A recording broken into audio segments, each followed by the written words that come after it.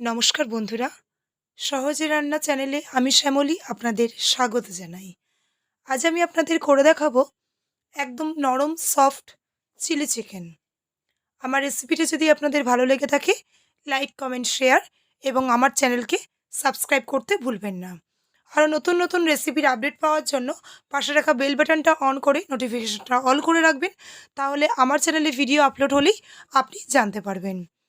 Chilli চিকেনটা এবার আমি শুরু করব। চিলি চিকেন করার জন্য আমি নিয়েছি বোনলেস চিকেন 500 গ্রাম। খুব বেশি বড় না, মিডিয়াম সাইজের আমি কেটে নিয়েছি। এবার আমি চিকেনটা ম্যারিনেট করে নেব। সেই জন্য আমি দিয়ে দিলাম 1 মুটকি ভিনিগার। ভিনিগার দিয়ে কিন্তু চিকেনটা আমি ভালোভাবে মাখিয়ে নেব। দেব 1/4 টিস্পুন লবণ। লবণ দিয়ে চিকেনটা আমি ভালোভাবে মাখিয়ে দেব। মাখিয়ে নেওয়ার পর এর মধ্যে আমি দিয়ে দেব একটা ডিম। ডিমটা দিয়ে ভালো করে চিকেনটা আরেকবার মাখিয়ে নেব।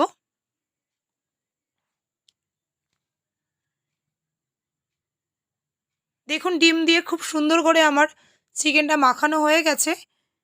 এবার এর মধ্যে কিন্তু আমি দিয়ে দেব কর্নফ্লাওয়ার। দিয়ে দিয়েছি 8 থেকে 10 চামচ কর্নফ্লাওয়ার। কর্নফ্লাওয়ার দিয়ে খুব ভালোভাবে চিকেনটা ম্যারিনেট করে আমি রেখে দেব কমপক্ষে আধ ঘন্টা।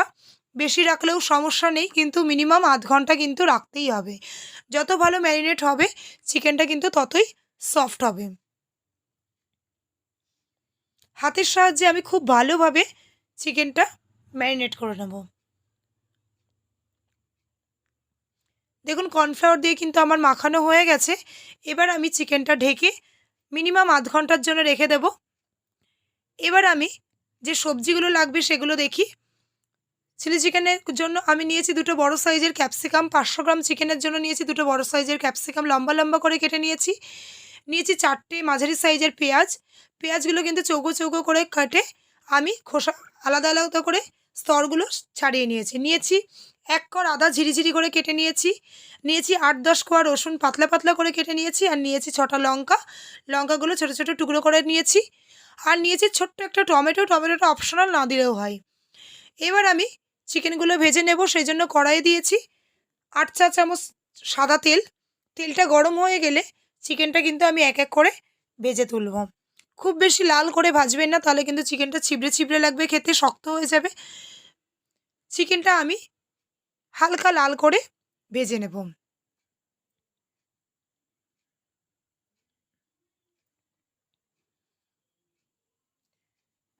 দিয়ে দিলাম চিকেনটা এক এক করে। দেখুন, চিকেনটা কিন্তু আমার লাল লাল করে ভাজা হয়ে গেছে। এবার আমি কিন্তু চিকেনটা তুলে নেব। আমি এক এক করে অল্প অল্প করে চিকেন ভেজেছি। সব চিকেন তো একবারে ভাজা যায় না। দেখুন, সব চিকেন কিন্তু আমার ভাজা হয়ে গেছে।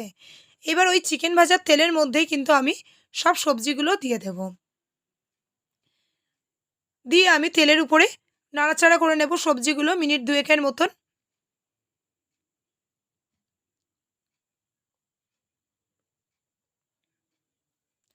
খানিকটা ভাজা ভাজা হয়ে যাওয়ার পর এর মধ্যে দিয়ে দেব হাফ চা চামচ লবণ। দিয়ে দেব 1/4 টিস্পুন হলুদ গুঁড়ো। দিয়ে খুব ভালো করে সবজিগুলো আবার মিশিয়ে নেব।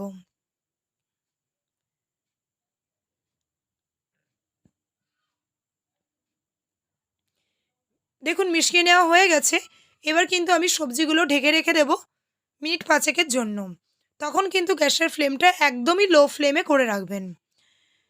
5 মিনিট পরে ফিরে আসলাম। দেখুন, সবজিগুলো কিন্তু একটু নরম হয়ে গেছে। এবার আরও কিছু সময় ভাজা ভাজা করে নেব আমি সবজিগুলোকে। 2-3 মিনিট ভাজা ভাজা করে নেওয়ার পর দেখুন সবজিগুলো দিয়ে একটু জল ছেড়ে গেছে আমার। এবার এর মধ্যে আমি দিয়ে দেব আগে থেকে ভেজে রাখা চিকেনগুলো। চিকেনগুলো খুব ভালো করে সবজির সঙ্গে মিশিয়ে নেব।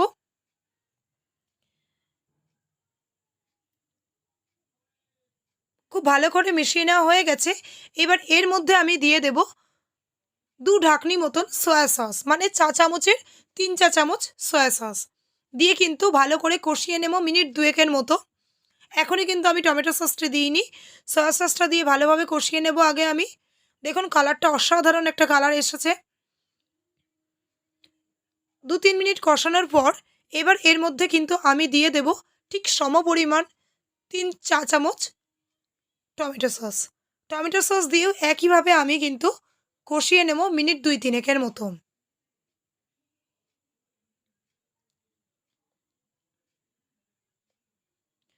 দেখুন টমেটো সস দিয়েও কিন্তু আমার কষানো হয়ে গেছে। এবার এর মধ্যে দিয়ে দেব কিন্তু আমি জল। খুব বেশি জল দেওয়ার দরকার নেই। 1 গ্লাস জলের মধ্যে আমি 1 চামচ কর্নফ্লাওয়ার গুলে নিয়েছি, তাতে কিন্তু চিলি চিকেনের গ্রেভিটা একটু থকথকে হবে।